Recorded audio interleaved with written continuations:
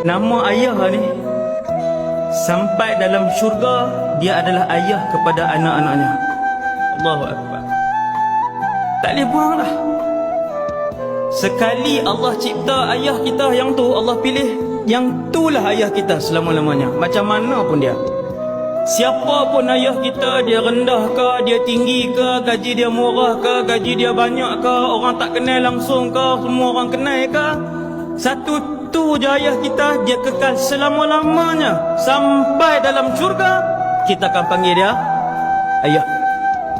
Jumpa dalam syurga satu hari nanti pun, bila kita berselisih, kita tetap akan panggil dia ayah.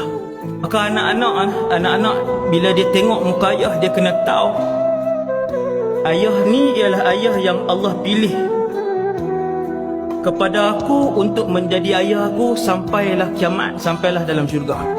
Kalau atas dunia ayah kita tak segak, kita ingat dalam syurga semua manusia akan jadi tampan. Ayah kita akan jadi segak. Dalam syurga semua orang mulia, semua orang adalah raja di dalam syurga, dan semua orang adalah permaisuri di dalam syurga.